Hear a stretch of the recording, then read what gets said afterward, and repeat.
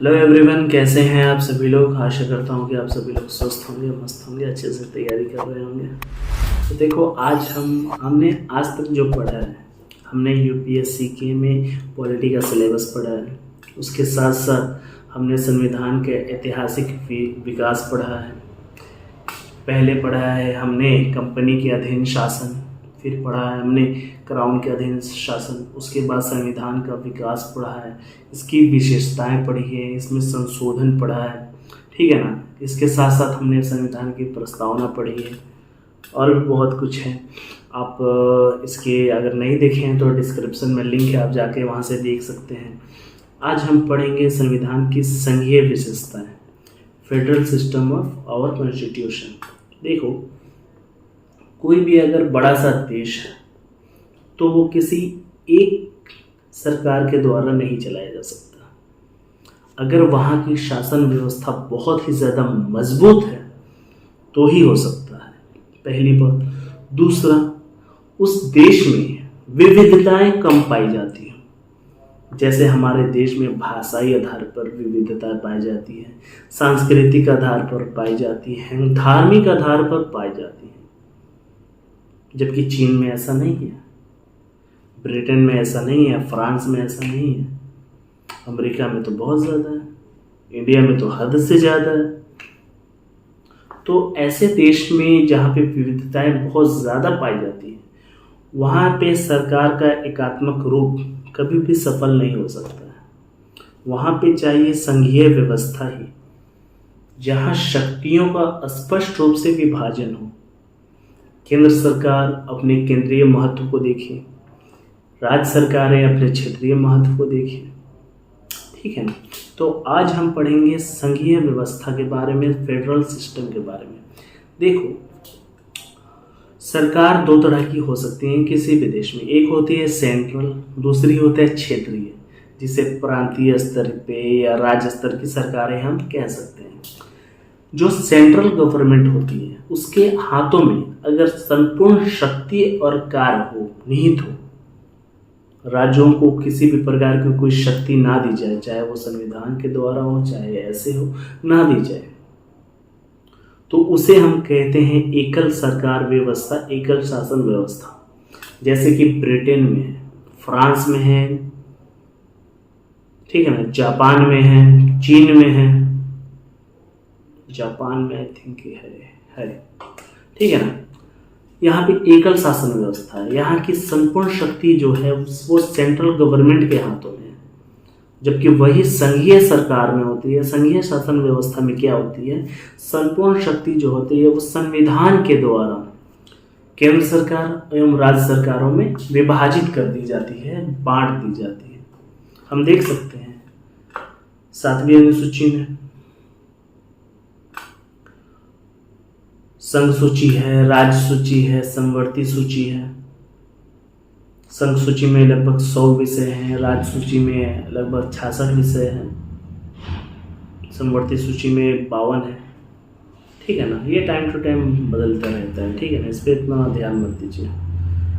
संघ सूची पे केंद्र सरकार कानून बनाएगी जो राष्ट्रीय महत्व के होंगे, जैसे मुद्रा, आंतरिक एवं बाह्य सुरक्षा, विदेशी मामले, संचार, मुद्रा, बैंकिंग प्रणाली।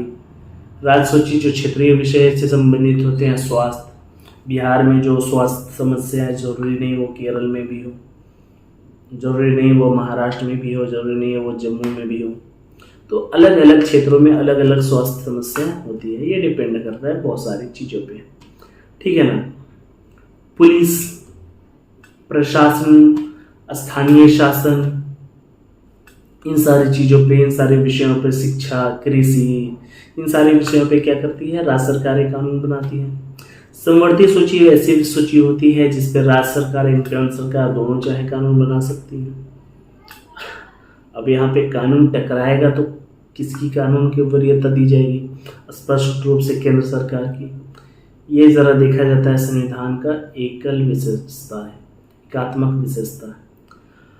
देखिए, हमारा जो संघीय शासन, संघीय जो सिस्टम है, व्यवस्था है, वो कनाडाई मॉडल पर आधारित है। इसके दो मुख्य कारण हैं। सबसे पहला क्या कारण है, हमारे देश का जो विशाल रूप है, हमारे देश की जो संघीय व्यवस्थाएं हैं, जो केंद्र सरकार है, राज्य सरकार है, छोटे छोटे राज्य हैं, बड़े बड़े राज्य हैं, इन सभी को लेकर के चलना है। इतनी ज़्यादा विविधताएं हैं।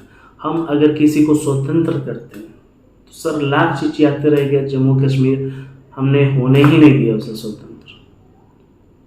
हम चाहते थे वो हमारे ही साथ रहे और आ भी गए, ठीक है ना।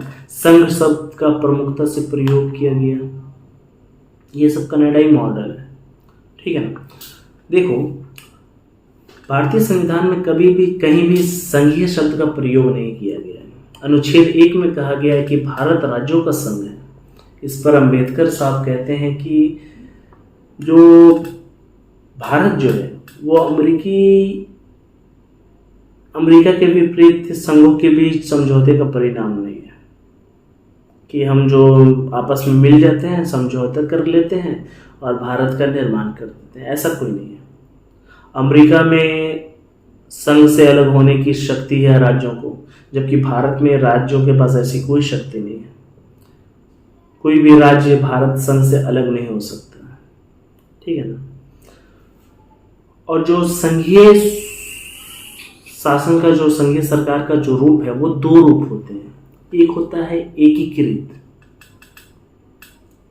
ठीक है ना, एक होता है विभेदीकरण। एक होता है एकीकरण, दूसरा होता है विभेदीकरण। एकीकरण का सबसे अच्छा उदाहरण है अमेरिका। देखिए, अमेरिका जो है वो छोटे छोटे राज्य थे जो सैन्य रूप से, आर्थिक रूप से, सांस्कृतिक रूप से कमजोर थे। उनको अक्सर ये डर होता था कि कहीं कोई दूसरा स्टेट आके हम पे आक्रमण न कर दे, हमें लूटे ना। तो ये सारे छोटे छोटे राज्य हैं, मुख्यतः 13 हैं और 50 छोटे छोटे राज्य हैं। ये सभी मिल करके एक संगठन बनाती है USA, United state of America. ये होता है एकीकरण। दूसरी तरफ होता है विभेदीकरण। इसमें जो एक एकीकृत बड़ा जो राज्य होते हैं वो संघ में परिवर्तित हो जाते हैं। जैसे कनाडा में देख सकते हैं, एक बड़ा एकीकृत राज्य था, वो संघ में परिवर्तित हो गया। हमारे देश में भाषाई आधार पर राज्यों के गठन होना शुरू हुआ, आंध्र प्रदेश, ठीक है ना। अब हम देखते हैं संविधान में जो संघीय शासन व्यवस्था है, संविधान की जो संघीय विशेषता है वो कौन कौन सी है। देखिए, संघीय विशेषता में मुख्यतः 4 चीजें होती हैं। सबसे पहला द्विसदनीय व्यवस्था होती है, वो हमारे यहाँ है, लोकसभा राज्यसभा। संविधान की कठोरता होती है, संविधान के बड़ी आसानी से संशोधन नहीं किया जा सकता है बिना राज्यों से पूछे, बिना उनकी अनुमति लिए, ठीक है ना। संविधान की सर्वोच्चता होती है, ये चीजें हैं।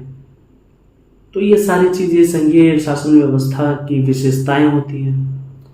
द्विसदनीय व्यवस्था होती है, द्वैत सरकार होती है। हमारे यहाँ केंद्र सरकार है, राज्य सरकार है, बिहार सरकार है, यूपी सरकार है, महाराष्ट्र सरकार है, केरल सरकार है, ठीक है ना। ये सभी सरकार अपने अपने शासन व्यवस्था, अपने अपने शासन क्षेत्र में क्या होती है, स्वतंत्र होती है।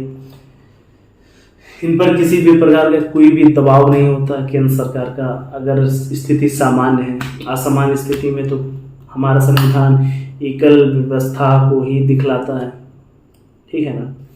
और हम चीज़ें देख सकते हैं, मैं आपको बता देता हूँ कुछ चीज़ें। और कठोर संविधान है, संविधान की सर्वोच्चता है, स्वतंत्र न्यायपालिका है।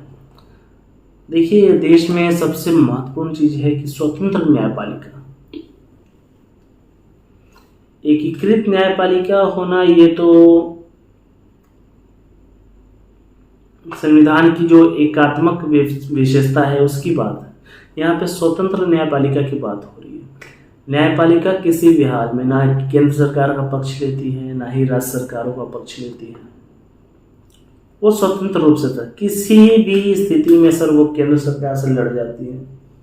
अभी विधायिक, कार्यपालिका और न्यायपालिका के बीच जो अक्सर झगड़ा चलता रहता है सर, स्वतंत्र है तभी तो झगड़ा, सर झगड़ा वही होता है जहां आजादी की बात आती है। कोई भी ऐसे ही झगड़ा नहीं करता है, झगड़ा वही होगा जहां आजादी की बात आए, अगर आप किसी को आज़ादी दिए हुए तो सर आपकी उससे कभी झगड़े नहीं होगा। आप जब गुलाम बनाने की कोशिश करते हैं ना किसी को, तो वहाँ पे झगड़ा उठता है, वहाँ पे झगड़े होंगे, ज़रूर होंगे। अगर आप आज़ादी दे रहे हैं तो वहाँ पे झगड़ा नहीं हो सर, वहाँ पे मतभेद हो सकता है। हमारे योगी जी में, मोदी जी में मतभेद हो सकता है किसी विधेयक को लेकर के, किसी विचार को लेकर, लेकिन झगड़ा नहीं हो सकता कि नहीं अब हम अलग, यूपी अलग भारत से, ऐसा नहीं हो सकता। न्यायपालिका को स्वतंत्र रखा गया है, उनके जो नियुक्ति हैं वो स्वतंत्र रूप से होती है। उसमें कार्यपालिका का, विधायिका का, हमारे विपक्ष का, सभी का हाथ होता है। उसमें जो उनके न्यायाधीशों के जो वेतन होते हैं, भत्ते होते हैं, उनके कार्य अवधि के दौरान अलाभकारी पूर्ण परिवर्तन नहीं किए जा सकते हैं। 1 लाख का महीना है तो आप 99,000 का महीना नहीं कर सकते हैं, 1,10,000 कर दीजिए, चलेगा, ठीक है ना। ये चीजें हैं, लिखित संविधान है। किसी भी संघीय शासन व्यवस्था में सबसे अच्छी बात होती है कि लिखित संविधान होती है, और उसके साथ साथ संविधान द्वारा शक्तियों का विभाजन कर दिया जाता है कि ना हमारा ना तुम्हारा, देश का सबसे बड़ा कानून संविधान, संविधान के द्वारा शक्तियों का विभाजन, ठीक है ना। अब हम देखते हैं संविधान की जो एकात्मक विशेषताएं हैं कि किन किन परिस्थितियों में हमारा संविधान एकात्मकता को दर्शाती है कि ठीक है भैया तुम स्टेट हो, अच्छी बात है, लेकिन हम भी केंद्र हैं, सेंट्रल हैं, ठीक है ना। हमारे यहाँ केंद्र सरकार को सबसे ज़्यादा पावर दिया गया है। ऐसा नहीं है कि राज्य सरकार चढ़ जाएगी केंद्र के ऊपर, केंद्र सरकार राज्यों के ऊपर चढ़ जाती है सर। अरे ये बात समझ में, देखो शुरुआत से ही हमारा जो जब देखिए भारत में केंद्र जो है कमजोर हुआ है, उन स्थितियों में सर राज्य हमेशा अपने स्वतंत्रता का झंडा लेकर के खड़े हो गए हैं। चाहे वो मुगल काल देखो, ठीक है ना, चाहे वो गुप्ता काल देखो, चाहे वो मौर्य काल देखो, जब जब केंद्र कमजोर हुआ है तब तक क्षेत्रीय शक्ति उभरने की कोशिश की है। इसलिए हमारे संविधान निर्माताओं ने केंद्र को कमजोर रखा ही नहीं कि जाओ भैया होगा ही नहीं, भले दुनिया के तमाम अर्थशास्त्री हो चाहे जो भी हो, वो जो भी कहें, हम केंद्र को कमजोर होने ही नहीं देंगे। ये चीजें हैं। राज अनश्वर नहीं है। अब ये क्या चीज है, देखिए केंद्र सरकार जब चाहे साधारण बहुमत के द्वारा किसी भी राज्य का नाम बदल दे सकती है, किसी भी राज्य की सीमा बदल सकती है, ठीक है ना, किसी भी राज्य का क्षेत्र परिवर्तित कर सकती है, किसी भी राज्य के किसी विशेष क्षेत्र के लिए कानून बना सकती है। ये सारी चीजें, इसके बारे में कहा गया है कि जो भारतीय संघ है वो नश्वर राज्यों का अनश्वर संघ है। भारत का जो संघ है वो नश्वर राज्यों का अनश्वर संघ है। वही अमेरिका का जो संघ है वो अनश्वर राज्यों का अनश्वर संघ है। ये बात कही जाती है। आपको स्टेटमेंट देता है प्रीलिम्स में कि ये बात कही गई है किसके परिप्रेक्ष्य में, तो अमेरिका के परिप्रेक्ष्य में, किसके परिप्रेक्ष्य में, तो भैया भारत के परिप्रेक्ष्य में। ये सारी चीजें हैं। एकल संविधान है। हमारे अमेरिका में क्या है कि अमेरिकी संविधान अलग है और जितने भी उसके छोटे छोटे राज्य हैं, बड़े राज्य, उनके लिए अलग संविधान है, अलग नागरिकता है, अलग झंडा है। बल्कि भारत के साथ ऐसा नहीं। भारत का एक ही झंडा है, तिरंगा। भारत में एक ही नागरिक है, वो है इंडियन। कोई बिहारी, कोई यूपी, कोई महाराष्ट्र का नहीं है, ठीक है ना। वो स्टेट में रहता है, बात अलग है, लेकिन नागरिक तो वो भारत का ही है। इसके साथ साथ संविधान का लचीलापन देखने को मिलता है। ये संघीय संविधान की एक बड़ी चुनौती है कि संसद जब चाहे तब साधारण बहुमत और विशेष बहुमत के द्वारा संविधान के एक बड़े भाग में संशोधन कर सकती है। राज्यों से पूछने की कोई आवश्यकता नहीं है कि भैया करें ना करें, ऐसा कोई बात नहीं है। वो जब चाहेगी तब संविधान में संशोधन कर सकती है। और दूसरी बात क्या है, संविधान में जो संशोधन का विधेयक है वो किसी भी स्टेट गवर्नमेंट के द्वारा नहीं लाया जा सकता। वो हमेशा या तो राष्ट्रपति या तो केंद्र सरकार या तो लोकसभा लाएगी या तो राज्यसभा लाएगी। बिहार सरकार चाहे कि चलो संविधान में संशोधन की एक बिल ले जाते हैं, पेश करते हैं, तो नहीं, राज्यसभा से लाइए, हो जाएगा बात। ऐसे नहीं ला सकते आप, ठीक है ना। इसके साथ अखिल भारतीय सेवाएं देखी जाती हैं। आप आईएएस बनिएगा, आप आईपीएस बनिएगा, फॉरेस्ट सर्विस में जाइएगा, तो ये अखिल भारतीय सेवा है। राज्य की जो सेवाएं होती हैं उनमें सर्वोच्च पद किसका होता है? एसडीएम का होता है।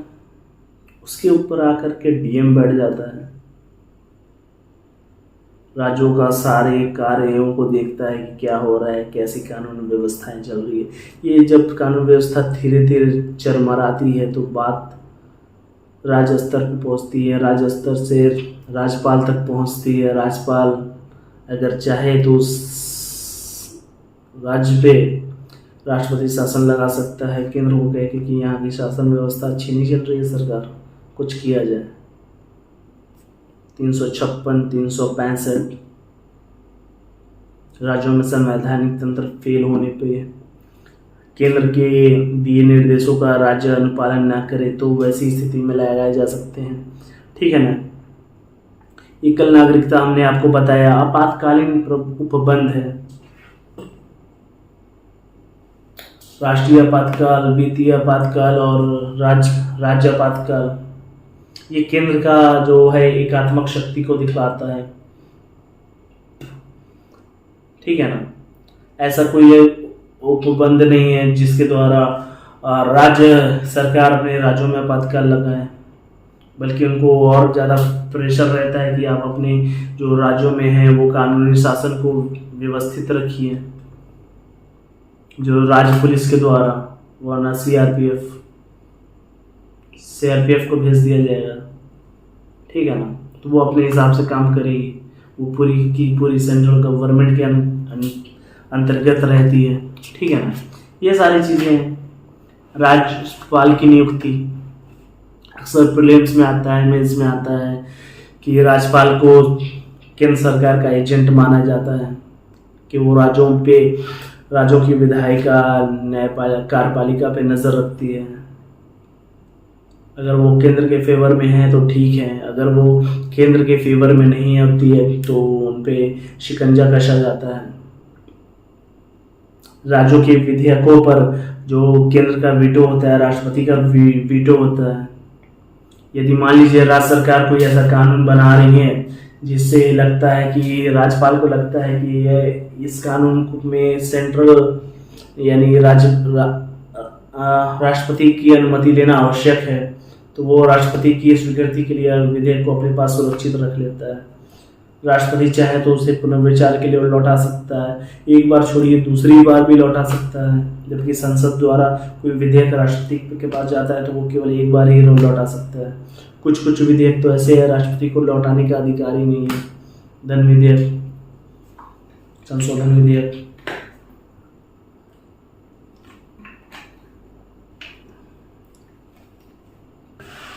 राष्ट्र सूची पर संसद का प्राधिकार हो जाता है। जब राष्ट्रपति शासन लगता है किसी राज्यों में तो उस राज्य की संपूर्ण राष्ट्र सूची पे संसद कानून बनाती है। ये सारी चीजें हैं। इसके साथ साथ हमारी जो संघीय व्यवस्था है उसकी आलोचना की जाती है कि हमारी जो संघीय व्यवस्था है वो क्या है, केंद्र के पक्ष में ज़्यादा शक्ति का संतुलन दिखलाती है।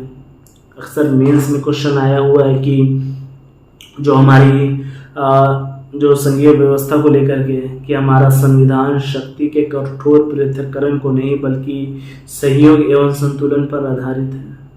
अगर आपने संघीय व्यवस्था को बढ़िया से पढ़ा है, मेंस और प्रीलिम्स का क्वेश्चन बनाया है, थोड़ा सा आलोचनात्मक इसकी प्रवृत्ति को जानते हैं, थोड़ा सा न्यायालय द्वारा दिए गए निर्णयों को जानते हैं तो आप बना लेंगे।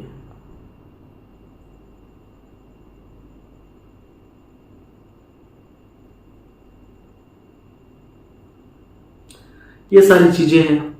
आप ज़्यादा फैक्ट फिगर में मैं नहीं जाता, मैं आपको तो पता है, मैं सीधा कॉन्सेप्ट की बात करता हूँ। अगर आपको चीज़ें समझ में आ रही हैं तो बहुत अच्छी बात है, यानी आप इससे पहले पढ़ चुके हैं या पढ़ने के कगार में हैं या अच्छे से पढ़ रहे हैं। अगर आपको चीज़ें समझ में नहीं आ रही है तो आप इसको समझने की कोशिश कीजिए।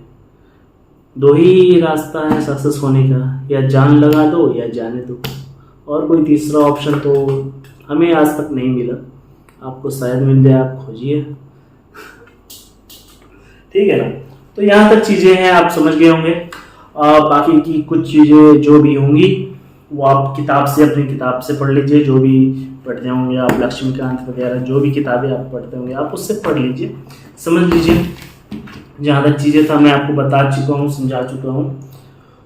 और कोई विषय के बारे में अगर आपको जानकारी चाहिए होगी तो आप प्लीज़ कमेंट सेक्शन में, हमेशा आपके लिए खुला है, क्लोज नहीं है, तो आप वहाँ पर आकर के हमसे पूछ सकते हैं। ठीक है, तो इसी के साथ धन्यवाद, जय हिंद, नमस्कार, ऑल द बेस्ट।